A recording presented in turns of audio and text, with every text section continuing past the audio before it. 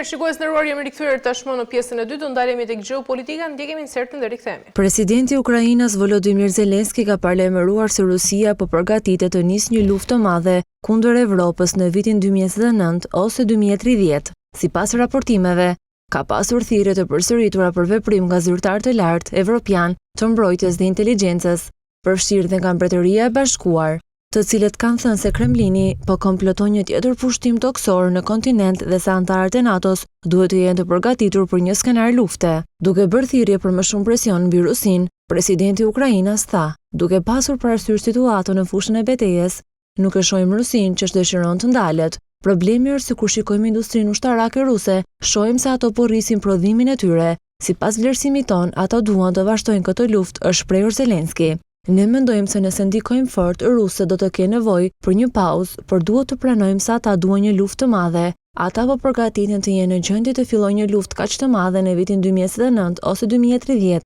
Në këtë periudhë në kontinentin evropian, shtoi presidenti i Ukrainës. Atë që aleatët e NATO-s kanë bërë deri më tani, sanksionimi i Rusisë dhe dërgimi më shumë armëve në Ukrainë, apo përpjekja për negociata, nuk ka bërë punën për të ndalur Vladimir Putin deri më tani, duke rezultuar në përpjekjen e Zelenskit për të përballur këtë sfidë të madhe. Mirë, kemi ndjekur insertin dhe sot për diskutuar mbi këto zhvillime dhe të tjera kam të ftuar zotin Lutfi Bilali. Zoti Bilali, ju përshëndes. Përshëndetje, Grizela. Zoti Bilali, do ta nisim atëherë me presidentin e Ukrainës Volodymyr Zelensky, i cili ka paralajmëruar se Rusia po përgatitet të nisë pra një luftë të madhe kundër Europës në vitin 2029, thot ai, ose në vitin 2030. Dhe ndërkaq ka theksuar dhe rritjen e prodhimit të industrisë ushtarake ruse me synimin e Kremlinit pra për të vazhduar kështu edhe ofensivën. Pyetja është se a besoni ju se ky paralajmërim i cili vjen nga presidenti i Ukrainës tregon vërtet një kërcënim real për një luftë në vitin 2029 ose 2030 e nisur kjo nga ana e Rusisë? Po, sigurisht, do të ndalim në dy hipoteza. E para, pozicioni i Ukrainës në vijat e frontit është jashtëzakonisht fragil dhe kemi një situatë kur rusët kanë depërtime, sidomos në pjesën rrëmullaksimin asaj që quhet bazeni Donbasit i dy regioneve, Luhanski dhe Donetsku. Dhe mendoj që Pokrovski ka qenë ajo pika që ka qenë shumë e dhëmshme për ukrainasit. Mendoj që pozicionimi i tillë apo hipoteza parë që ka të bëj me gjendjen faktike në terren shtyn ndoshta Zelenskin që të përmend këtë fakt që Evropa mund të jetë rrezik nga Rusia në të ardhmen. Dhe dyta është pozicioni i tij si president i vendit. Mendoj që në këtë dy pika tenton Zelensky që të zgjojë alarm tek aleatët, të evropianët, po sigurisht edhe të amerikanët. Mirë, po mendoj që janë të informuar mirë edhe forcat e NATO-s, alianca, por sidomos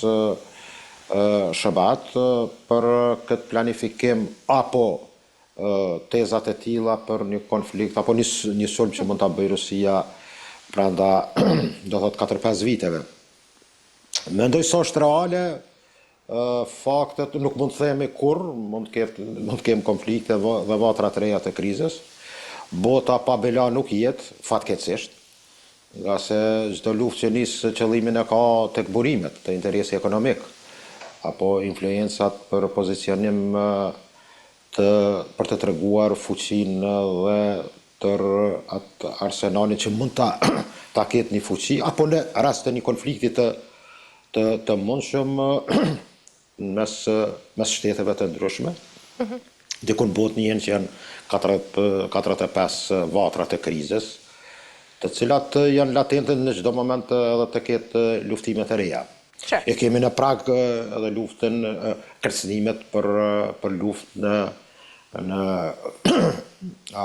mes Venezuelës dhe Shqipëve në Karabik, në ishujt e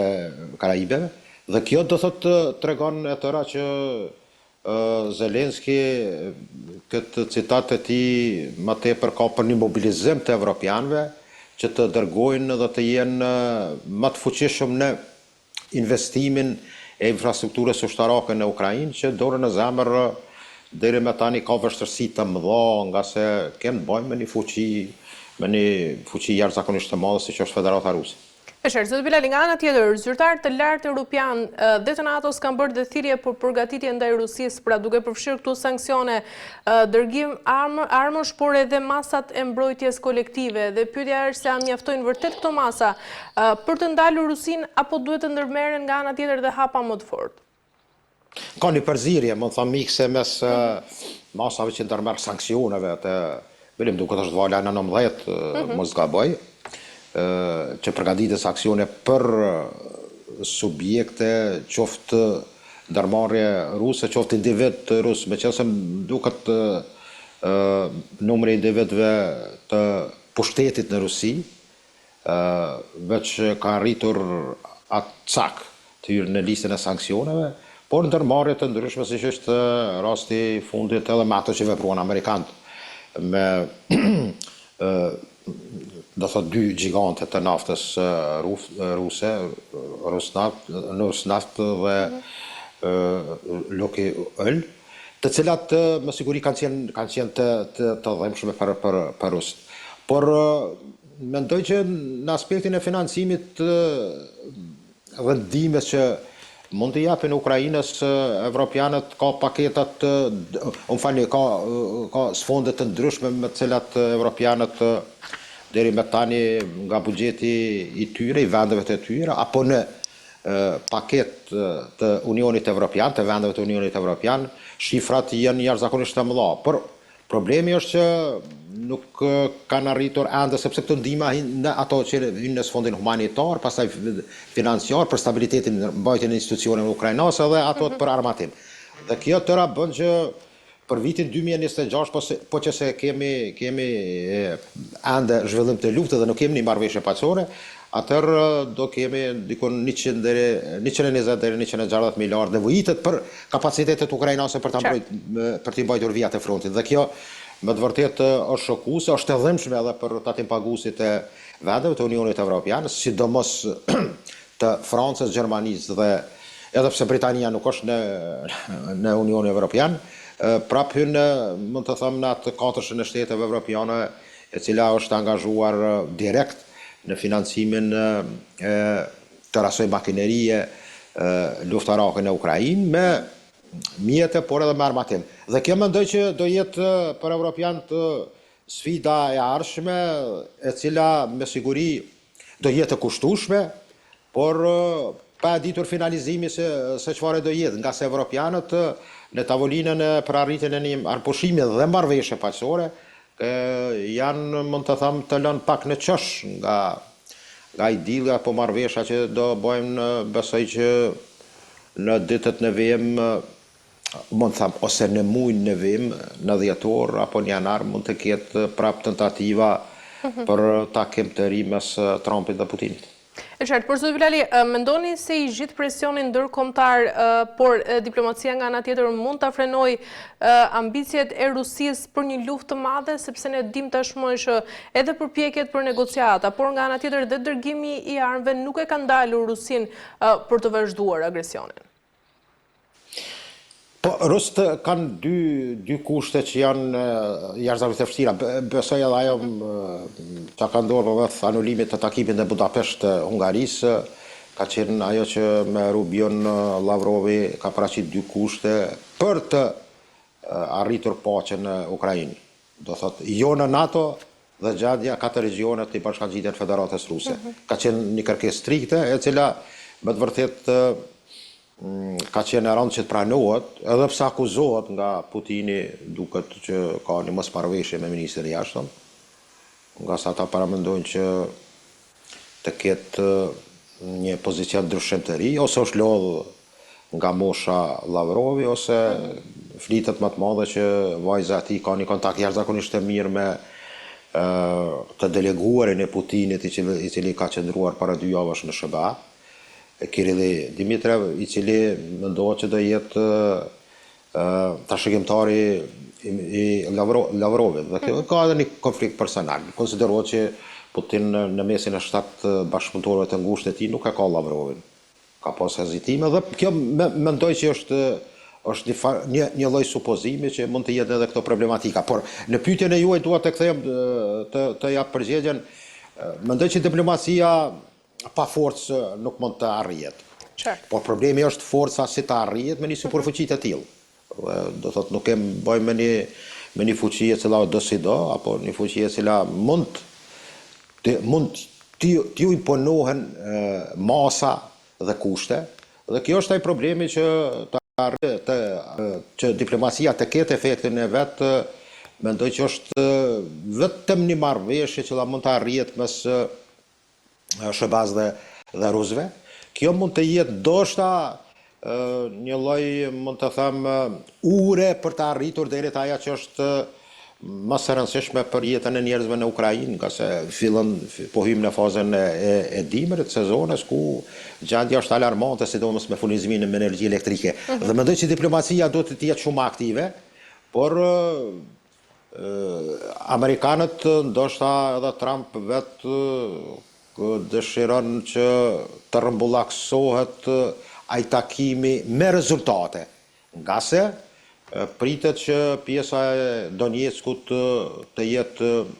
pastaj dikun është sot përmbi 80% në kontrollin e forcave ruse, të cilët do thotë janë duke depërtuar, dhe kryesisht mendoj që po që se mbyllet ky bazeni i Donbasit, mendoj që bisedimet do jenë shumë afër dhe rezultatet do të jenë rezultative, fatkeqësisht në kurriz të interesave ukrainase. E qartë. Zoti Bilali, nga ana tjetër, vetëm një orë pas deklaratës së Zelenskit, ministri i jashtëm Ukrainës vizitoi Londrën pra për t'u takuar me homologun britanik, duke synuar këtu edhe koordinimin e përgjigjes ndaj këtyre kërcënimeve të fundit nga ana e Rusisë. Pyetja lind nëse sa efektive mund të jenë këto takime diplomatike në përgatitjen e Europës ndaj një skenari të mundshme të luftës, ashtu si paralajmëron edhe Zelenski. Tham drejtën, anglezët janë ata të cilët realisht sot mund të themi që në një farë mënyre kanë një bashkëpunim të ngushtë. Nuk them që ndoshta kontrollojnë përgjithësi Zelenskin apo General Shtabin ukrainas, mirëpo ndihma e britanikëve është jashtëzakonisht e madhe. Tradicionalisht britanikët në inteligencë janë një klasë jashtëzakonisht e rangut lartë, dhe mendoj që në terren kanë arritur që ukrainasit të kenë informacione të bollshme për t'u përgjigjur, mirë po sa kanë qenë efektive, prap mund të them që problematike. Por vizita e ministrit jashtëm ukrainas në Angli, në Britani të Madhe, realisht ka të bëj ukrainasit ka të bëj me rëndësinë asaj që si do vijojnë në sezonën e dimrit aktivitetet luftarake dhe çka mund informacionet e anglezëve çka mund të jenë të dobishme, por në aspektin konkret në furnizim. Por si ministër i jashtëm besoj që ka domenin dhe fushën e diplomacisë dhe sa mund të ofrojnë solucione të ndryshme për të ardhur deri te një armpushim. Por mendoj që hyrja në përdorim e raketës Flamingo ukrainase është një lloj, ta quaj një lloj suksesi, sepse besoj që do jetë deri diku efikase, sepse saqet e saj hynë thellë në territorin rus. Sepse goditjet e tyre kanë qenë në pjesën e Zaporozhit, brenda javë të Ukrainës dhe në Krime, sepse ura kërqet lunë një rol të jashtëzakonshëm për furnizimin e arterëve të forcave ruse. Por të ndalem te pyetja juaj, besoj që kjo vizitë nënkupton që ukrainasit në një farë mënyre janë më duket në pozicionin e tillë që tentojnë që të marrin një përkraje apo një iniciativë dhe të koordinojnë këtë me Ministrinë e Jashtëm angleze, dhe në këtë rast besoj që ajo mund të jetë ndoshta një synim i qartë që pastaj në bashkëpunim me forcat amerikane, me diplomacinë amerikane, anglezët të arrijnë të kenë një koordinim. Nga se në Evropë kryesisht anglezët janë ata të cilët janë në gjendje të të rikthejnë, të tham drejtin, kështu, atë influencën e tyre, edhe të Zelenski, me të cilën besoj që do jetë për një kohë vështirë të arrijet ose të ketë pajtueshmëri, po që se rusët në kushtet e tyre janë strikt. E qartë. Zotë Bilal, në fakt do duhet të ndalesha tek një analizë juaj që keni bërë së fundmi, pra e detajuar me skenarë të mundshëm për vitet e ardhshme të luftës në Ukrainë, pra skenarët, faktorët dhe pasojat. Pyetja ime është nëse mendoni se këto furnizime pra tek skenari i parë, i cili është përparimi i konsoliduar i Ukrainës, dhe koordinimi ndërkombëtar nga ana tjetër mund të lejojnë Ukrainën vërtet të rifitojë territoret në vitet e ardhshme? Po, janë 4 skenarë, më thëmë, të cilët realisht janë, më thëmë, mënyrë hipotetike, nga se përqindja apo arritshmëria për skenarin e parë, për të arritur stabilizim apo rikthim të regioneve, apo tokës së humbur, pjesëve të humbura, është realisht përqindje dopt, apo mund të jetë një hipotezë e cila është dëshirore, po faktikisht është problematike. Mendoj që solucioni i një vjet të ngrirë të frontit mund të jetë më realiste, nga se pa hyrë në atë që kompromiset e tilla të skenarëve, të cilat mund të realizohen në të ardhmen e afërt, ne shpresojmë çdo herë, sepse është interes. Kur e them këtë, ne shpresojmë sepse këtë bëjmë me sigurinë tonë. Sepse jemi në atë fazën ku çdo gravim i luftimeve apo skenareve që mund të rrezikon edhe ndonjë shtet tjetër evropian, qoftë nga vendet baltike, qoftë nga Moldavia, do thotë nuk jemi larg nga këto territore. Dhe është edhe për sigurinë tonë. Nga se shumë njerëz ndoshta këto tema kur i sqarojmë, ndoshta shkon mendja që kem problemet tona, nuk, po ky është problemi ynë, sepse ka të bëjë me sigurinë e cila mund të rrezikohet nesër. Dhe besoj që skenari mund të them i cili mund të jetë një lloj i Koreas së Jugut, do thotë një farë lloj koreanizimi i situatës kur ka qenë rasti me 2 Koret, do jetë ndoshta një formë e tillë që në vijat e frontit të jena të ngrira për një kohë më të gjatë, po këto për të arritur pastaj duke shpresuar që në Federatën Ruse mund të kenë ndryshim të leadershipit, pastaj një lodhje që mund ta ketë që realisht edhe vetë kapacitetet ruse, sidomos ekonomia ruse për kohë të gjatë mund të jetë e lodhur dhe goditur. Dhe të gjitha këto mendohet që ndoshta për një të ardhme më të afatmesme,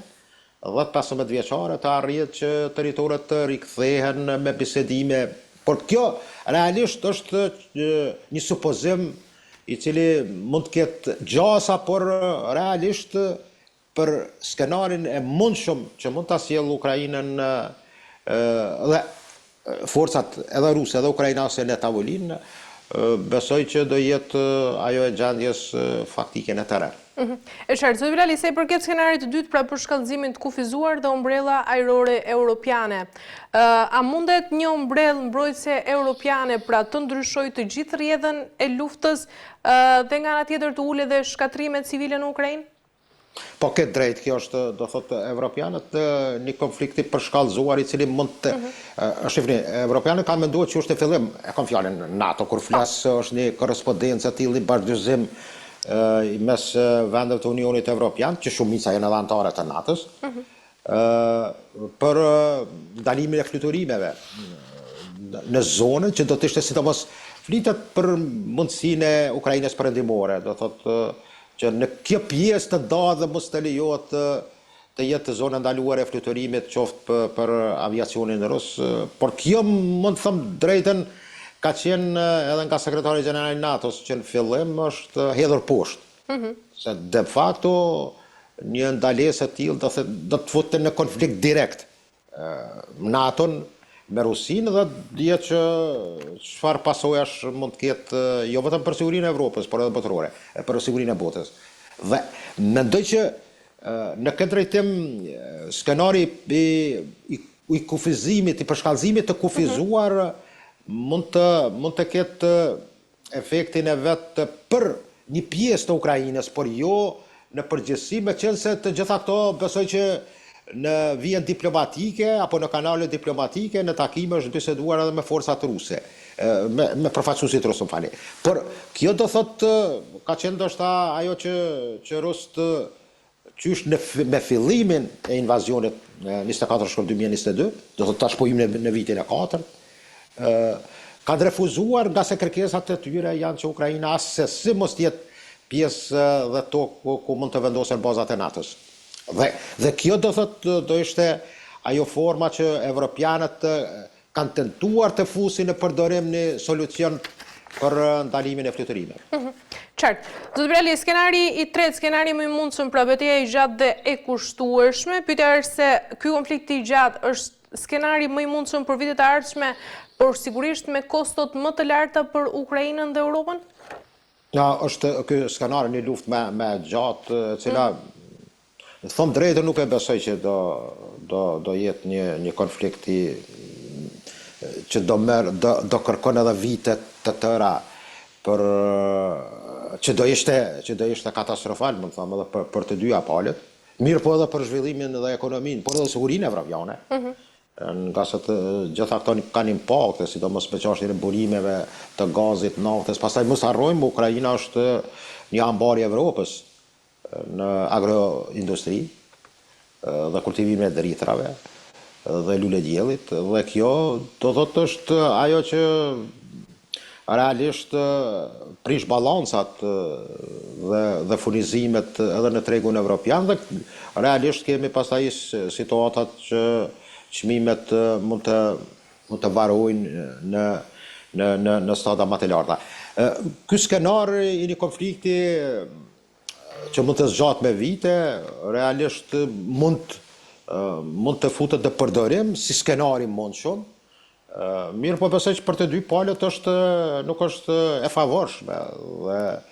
pritet besoj që vija e Donbasit, marrja komplet e kësaj vije, do kemi një parafrim të shpejt, një pushim dhe me siguri edhe një arritje të një marrëveshje, edhe pse brisht dhe pa drejt, por besoj që kjo do jetë ai skenari që çdo herë ata që kanë mundësinë dhe forcën diktojnë ndonjëherë edhe hartën faktike, e cila,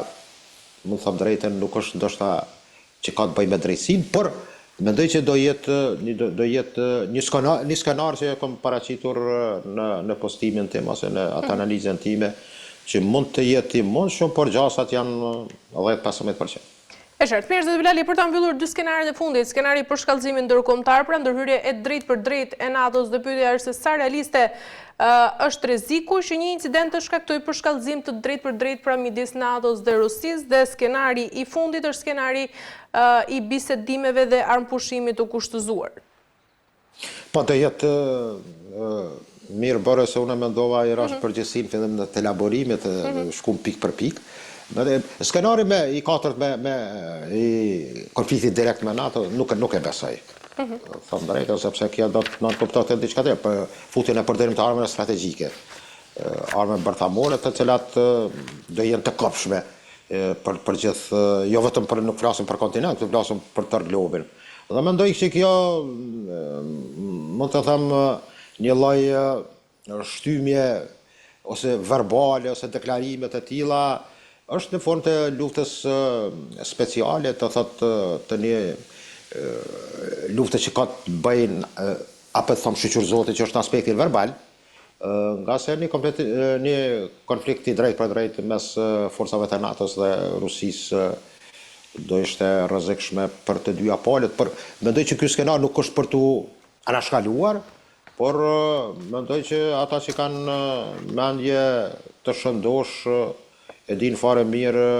që kjo do ishte rreziku, me qenë se kemi hyrë edhe në fazën e një lufte të ftoftë që na përkujton atë periudhë, që realisht kanë qenë edhe çështja me krizën e Kubë, ku pastaj u bë marrëveshje për tërheqjen e atë që ka dërguar në Kubë në sovjetikët në ako, por edhe amerikanët pastaj marrëveshja gentlemanit që mund të them historike, Kennedy, për hjekën edhe të arsenalit amerikan ose të raketave në atë kohë Jupiter me mbushje bërthamore. Dhe mendoj që skenaret e tillë të një konflikti të drejt për drejt direkt mes NATO-s dhe Rusisë janë skenar që kanë gjasë të realizueshme jashtëzakonisht të ulët. E qartë, mirë. Zoti Bilali, kemi arritur. Skenarin e përmendu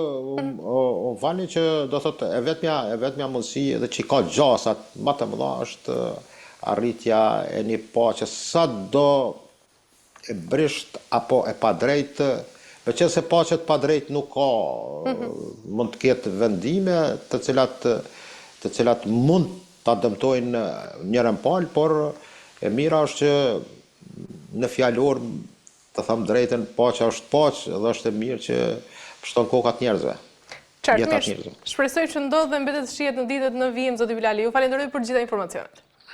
Ishte knasi, faleminderit shumë.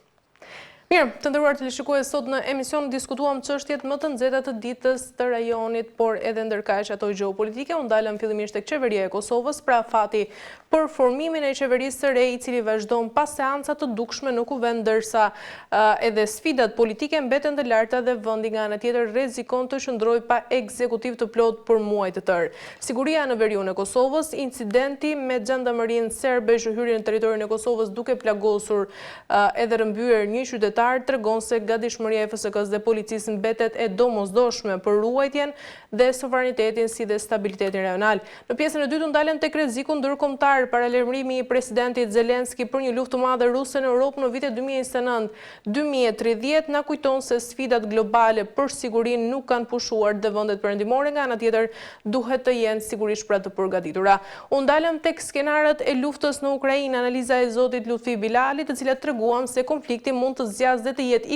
i kushtueshëm, ndërsa çdo sukses ose nga ana tjetër përshkallëzim varet nga furnizimet ushtarake, koordinimi evropian dhe dinamikat politike brenda Rusisë. Me kaq mbyllim për ditën e sotme, bashkë jemi sërish ditën e martë.